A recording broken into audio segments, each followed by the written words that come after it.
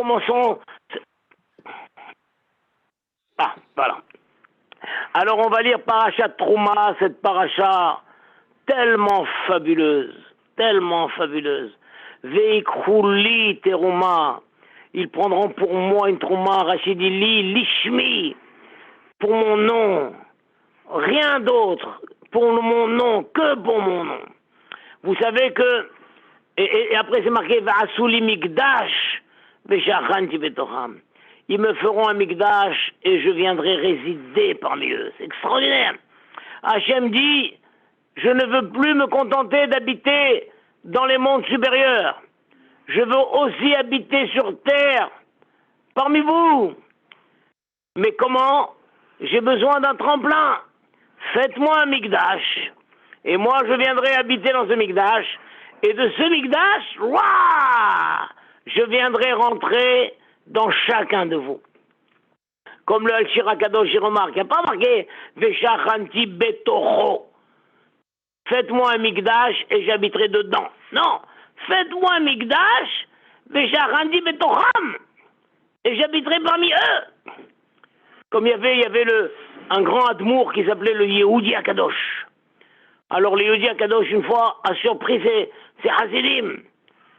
Il leur a dit, dites-moi, où habite le Ribbono Shel Olam? Où habite le maître du monde? Alors les Hasidim étaient choqués. Ils ont dit, comment? Mais il habite partout. Kevodo Malé Olam. L'honneur d'Hachem remplit le monde. Il leur a dit, non. Le Ribbono Shel Olam, il habite là où on veut bien le laisser rentrer. Incroyable. Si quelqu'un claque la porte, il dit, chez moi, il n'y a pas de Dieu. Chez moi, Dieu ne mettra pas les pieds. Eh bien, Hachem se détourne. Si quelqu'un ferme son cœur, il dit, dans mon cœur, il n'y a pas de place pour Dieu. Eh bien, Dieu ne force pas la porte. Mais si quelqu'un dit, Hachem, tu es le bienvenu chez moi. Ma maison, c'est ta maison. Hachem, mon cœur est ouvert pour t'accueillir. Alors là, Hachem, il rentre. Il rentre. C'est ça que le Mashiach a dit, Vesharanti Betocham. C'est beau, non? C'est fabuleux, ça. C'est fabuleux. Dieu n'impose pas sa présence.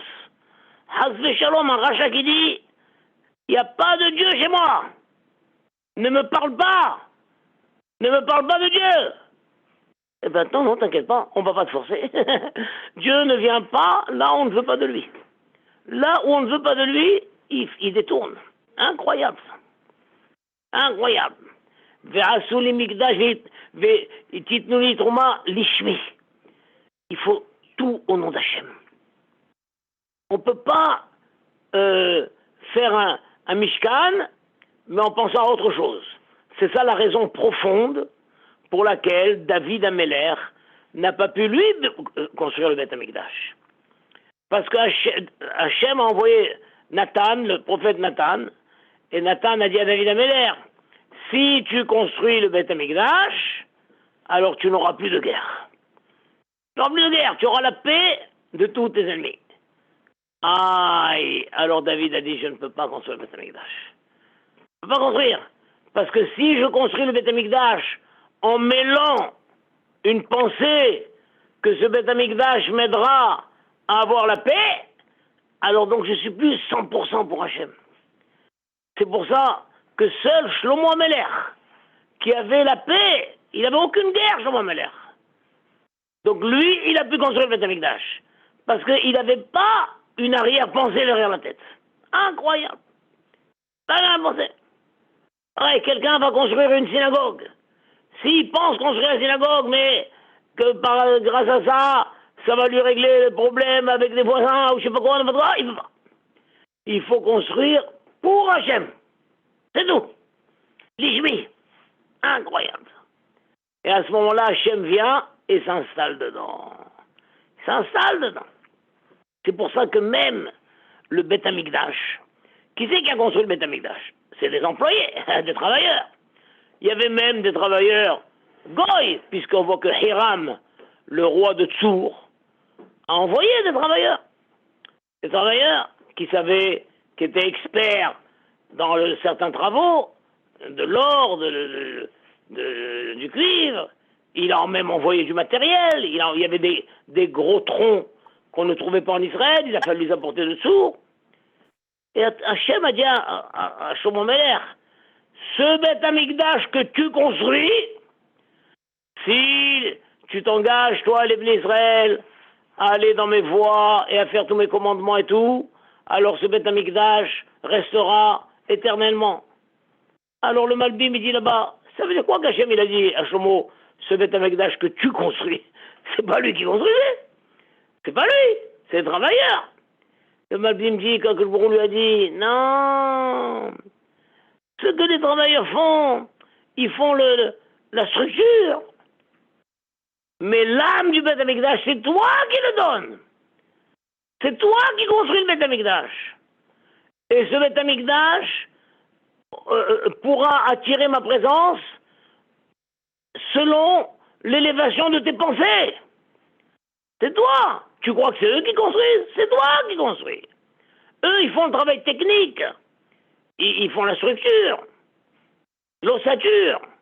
Mais l'âme du Beth Amikdash, c'est toi qui la donne. Et donc, fais bien attention à tes pensées.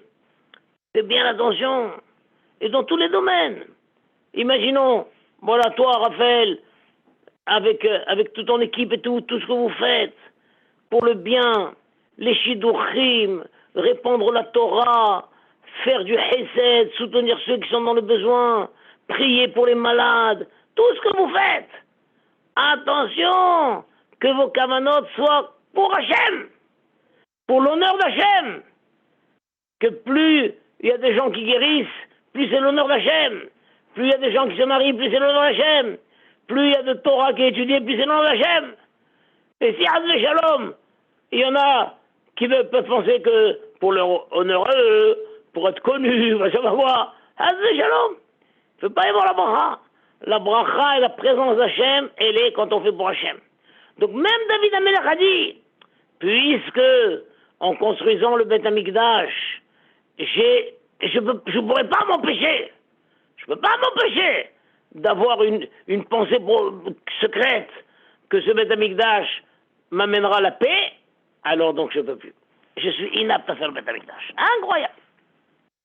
En tout cas, on voit que ça a commencé par Daber et Béné Israël, parle au Béné Israël. C'est quoi le Baal Turim dit, c'est quoi cette formule? Parle au Béné Israël. Ça veut dire quoi? Il dit comme ça, la Shon Pius.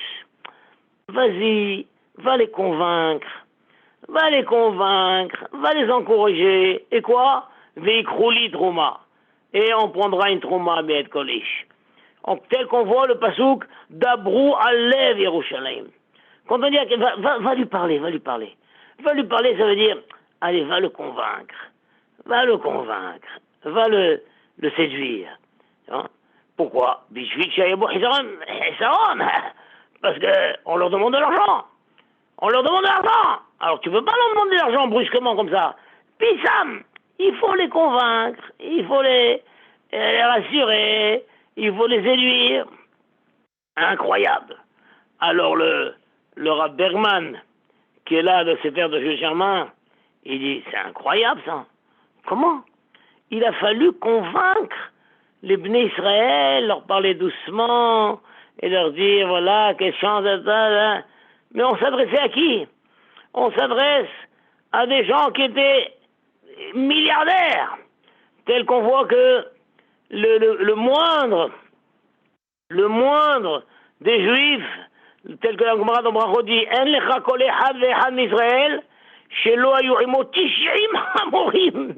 La Gemara dans Brachot dit, tu n'as pas le moindre Juif qui n'avait pas au moins 90 ânes. Loubin, c'est des ânes brebus qui portent beaucoup de charges. Théronim mikaspa des Abbas qui n'étaient pas chargés de l'or et de l'argent d'Égypte. Chaque juif avait au moins 90 ânes chargés d'or et d'argent. Et des ânes robustes qui portent beaucoup. Vraiment. Et donc ils étaient immensément riches. Et à ces gens-là, c'est quoi de donner? Ils peuvent donner, même s'ils donnent la moitié la moitié d'un âne, il sentira même pas le manque. Donc comment? À eux, il faut. Et à eux, on leur dit, vous avez une chance. Donnez une partie de cet argent, et avec ça, vous allez construire le Beth Amikdash pour Hachem. Et qui? Hachem qui vous a fait sortir d'Égypte. Hachem qui vous a donné la liberté. C'est l'occasion maintenant de lui rendre un peu. On va lui construire un Mishkan. Quoi? Et malgré tout, il fallait trouver des arguments. Trouver des arguments pour les convaincre de donner. C'est quoi ces histoires? On comprend pas du tout. On comprend pas du tout. Pourquoi? Alors il te dit une chose incroyable. Incroyable, incroyable, incroyable. C'est que Hachem a fait en sorte que l'homme aime beaucoup l'argent. L'homme aime beaucoup l'argent. Il est très attaché à son argent. Et il est attaché à son argent jusqu'au dernier jour de sa vie. Dernier jour de sa vie. Il y tient à son argent. Il y tient.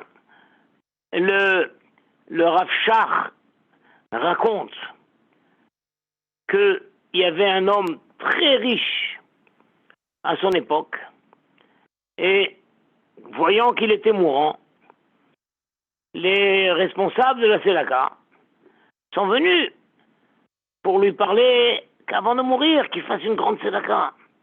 Qu'il fasse une grande Tzedaka. Et lui, il leur a dit, oui, vous avez raison, oui, vous avez raison. Ah, la Tzedaka, c'est une très grande chose, oui, oui. Oui, venez, voilà. Il s'est levé, il a pris la clé du coffre. Il a pris la clé du coffre. Et il a pas arrêté de dire, ah oui, c'est une très grande chose. Ah oui, c'est très grand la Tzedaka. Oui, oui, je vais vous donner. Oui, oui, je vais vous donner. Mais il parlait, oui, oui, je vais vous donner, mais la clé est toujours dans sa main. Il n'arrive pas à rentrer la clé dans la serrure. Il a la main fermée sur la clé. Et il dit, oui, c'est sûr, je vais vous donner. Bien sûr, il faut donner.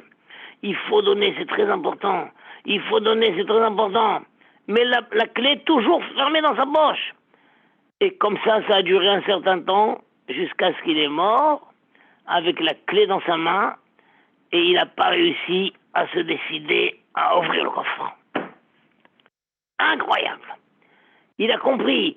Oui, il faut donner tout, mais il a pas réussi. Il n'a pas réussi. Alors l'homme est très attaché à son argent. Énormément. C'est pas parce qu'il a 90 ânes chargés d'or et d'argent et qu'on va lui dire donne une partie de l'un des 80 ânes que ça va être facile pour lui. Très difficile. Alors, pourquoi c'est comme ça?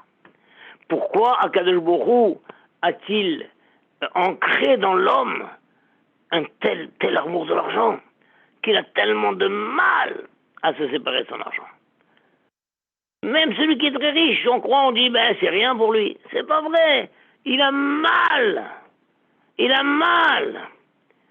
Et il dit, c'est une chose incroyable, parce que normalement, les autres ta'avot, c'est au moment, quelqu'un de gourmand, il y a un beau gâteau, il y a un beau plat devant lui, au moment où sa ta'ava est très forte, il est là, et il mange, et il profite, et voilà. Et donc il peut exprimer sa ta'ava, ça y est, je me suis éclaté, ça fait longtemps que je voulais ce millefeuille. Mais alors que la ta'ava de l'argent, même si il n'utilise pas cet argent maintenant. Il a de l'argent, quelqu'un possède de l'argent en Amérique. Il a de l'argent en Amérique. Il n'utilise pas cet argent, hein. Eh bien, il est content. Il est là. Il a cet argent. Et il veut encore investir. Et encore multiplier sa fortune. Mais jusqu'à quand tu vas multiplier? Haramim disent, En adam yotse min ha'olam, ve'hatzi ta'avato beyado. Un homme ne quitte pas ce monde et il n'a même pas eu la moitié de ses plaisirs. Essentiellement, c'est dû au niveau de l'argent. Il a pu avoir de la fortune colossale et il n'a pas atteint la moitié. Il n'a pas atteint la moitié. Et au contraire, plus que ça. Et plus il a envie d'avoir encore. Et plus il a, tel que Harayon dit, Yesh lo mané, rotse matayim. Alors il faut comprendre, qu'est-ce que c'est que cette ta'ava spéciale de l'argent, qui n'est pas une ta'ava qui s'exprime, comme je vous ai dit, il va manger, il va faire ça. Rien ne se concrétise pas. Alors il dit une chose incroyable. Ce qu'Hachem a fait, c'est pas pour le mal de l'homme, c'est pour le bien de l'homme. Pour le bien de l'homme, Hachem lui a donné un amour démesuré de l'argent, démesuré, qui fait que quand l'homme utilise son argent pour le bien, il utilise son argent pour soutenir la Torah, il utilise son argent pour donner à la Tzedaka ceux qui ont besoin, eh bien, il mérite, grâce à cet argent qu'il a donné, la vie éternelle. Comment? Il va gagner la vie éternelle parce qu'il a donné de l'argent? Quel rapport? Tu sais ce que c'était pour lui de donner de l'argent? Le plus grand amour qu'un homme éprouve dans ce monde, c'est de son argent. Et quand il prélève de cet argent, alors il gagne en l'âme pas. Donc cet amour démesuré de l'argent n'est pas pour le mal de l'homme, c'est pour le bien de l'homme. Hachem a dit, je veux te donner l'occasion de faire des grandes choses. Je veux te donner l'occasion de gagner l'éternité. Comment? En distribuant ton argent. Mais quoi, c'est purement matériel? Non. Je vais te donner un amour démesuré de l'argent qui fait que chaque pièce que tu donneras, c'est une déchirure. C'est une déchirure. C'est avec peine que tu donnes. Incroyable, ça. Si tu as l'impression de donner une partie de toi, de te couper une main. Incroyable, ça. Incroyable. Alors il te dit, c'est ça que Hachem a dit à Moshe Rabbeinu. Écoute, je sais qu'ils sont immensément riches. Et tu vas leur proposer le projet du Mishkan. Ils vont dire, oui, c'est formidable. Une maison pour Hachem, oui, c'est formidable. Mais voilà maintenant, il y a une contribution. Chacun donnait sa part. Ah non. Ah, c'est dur. On ne savait pas. C'est pourquoi Hachem a dit, je comprends. Je comprends cette réaction. Je comprends que c'est dur pour eux. C'est pourquoi t'es pas yes Otam. Parlez-leur. Cherchez les mots qui vont les convaincre. Voilà. Incroyable. Et ça, c'est pour leur bien. Hachem dit, je leur ai mis en eux, pour leur bien, une attache avec leur argent. Et chaque sou qu'ils donnent, c'est une déchirure pour eux. C'est pourquoi je comprends que c'est dur pour eux.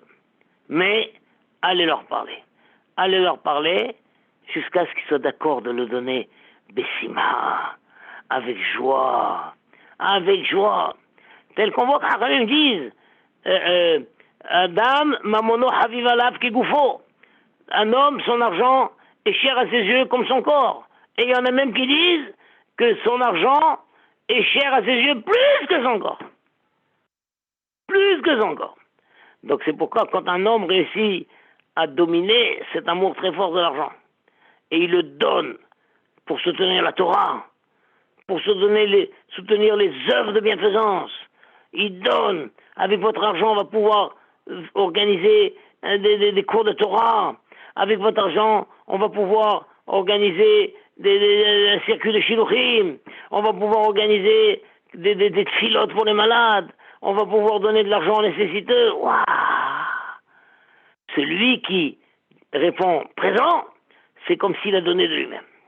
Il a donné de lui-même. Et donc, grâce à ça, il peut être zoré le Olam Haba. C'est une chose incroyable, ça. Alors, il te dit, et donc cet amour démesuré de l'argent qu'Hachem a donné aux créatures, ça provient de l'amour qu'Hachem a pour les créatures. Hachem, il a un amour pour les créatures. Il veut tout faire pour leur donner l'occasion de gagner leur éternité. Leur donner l'éternité. Comment? Imaginons que quelqu'un ne peut pas étudier la Torah toute la journée. Il ne peut pas. Alors il dit, tu sais quoi? Alors soutiens quelqu'un qui étudie la Torah. Soutiens quelqu'un qui étudie la Torah. Tu comprends? Quelqu'un ne peut pas faire telle ou telle mitzvah. Mais je ne peux pas moi faire telle ou ça. Moi, je ne peux pas m'occuper de faire des shiduchim, c'est pas mon truc. Je ne peux pas faire ça, je ne peux pas. Alors, participe au projet. Soutiens ceux qui veulent mettre en place un projet. Incroyable, ça. Incroyable. Car Netinat Mamon, il te dit, c'est que Netinat Helek Megoufo. Donner son argent, c'est comme donner une partie de son corps. C'est pour ça qu'Hachem, il a dit, va les consoler, va leur parler, va les convaincre. Pourquoi? Parce que Rabbi Abaou a dit, dans le Midrash, attention, ou mal à Asot Mishkan, si pour faire le Mishkan, qui est un kavod pour les Juifs, et c'est une kapara pour Israël, quand même, Amar Daber Ben Israël Hashon Pius. Le Mishkan, c'est pour notre bien. C'est un kavod d'avoir un Mishkan. C'est une kapara, et quand même, il faut leur parler. Alors, Adorkim et Israël, Benotim et Lonam Baal Kocham. Mais ceux qui pressent Israël et qui leur prennent leur argent de force, Maté Alem, oh, qu'est-ce qu'il en deviendra d'eux? Incroyable, c'est-à-dire que tu ne peux pas prendre de force. Il ne veut pas donner, il faut le convaincre. Il faut le convaincre jusqu'à ce qu'il donne. Mais tu ne peux pas lui prendre de force. Parce que vu que donner, c'est comme s'il a donné une partie de lui, une partie de son corps. C'est terrible, c'est une grande souffrance. Tu dois le mener à accepter de donner. Mais tu ne peux en aucun cas lui prendre de force. Et Rabbi Abaou a dit, ceux qui prennent de force, oh, qu'est-ce qu'il en sera d'eux? Qu'est-ce qu'il en adviendra d'eux? Incroyable ça. Donc on voit mon match. C'est bien, je vous ai préparé le gala pour la semaine prochaine là. Il faut convaincre et comprendre que c'est pas facile pour les gens. Et quelqu'un ne doit pas se cacher. Il doit dire, ouais, c'est dur pour moi. C'est dur pour moi de donner. On dit, attends, avec tout l'argent que tu as, c'est dur pour toi. Ah, c'est dur. Et si quelqu'un arrive à dire, j'arrive pas à comprendre pourquoi c'est si dur pour moi. J'arrive pas à comprendre pourquoi c'est si dur. La réponse, c'est que Hachem a mis en nous un amour pour notre argent, pour notre bien, qui fait que quand on va réussir à prélever une partie et la donner pour les œuvres d'Hachem, Hachem considère que c'est un acte tellement grandiose qu'on peut avoir le rendement pas pour ça. Comme moi, j'ai entendu une fois un monsieur qui a dit, moi je donne, jusqu'à ce que j'ai mal. Tant que j'ai pas encore mal, je donne pas. Donc je donne 10 euros, ça va. 20 euros, ça va. 50 euros, ça va. 100 euros, je commence à avoir mal. Quand j'ai mal, j'ai atteint. J'ai atteint le but. Mais tant que j'ai pas mal, derrière. Eh bien, il y en a qui peuvent avoir mal. Pour 1 euro, ils ont mal. Eh bien, c'est bien. C'est bien. Tu as eu mal et tu as donné 0 euros, tu peux avoir la main. Magnifique, non? Voilà, ben, Hachem, qu'on fasse tous des grandes choses avec notre argent. Qu'Hachem nous envoie la bracha et qu'on sache utiliser l'argent pas pour le stocker. Pas pour le stocker inutilement.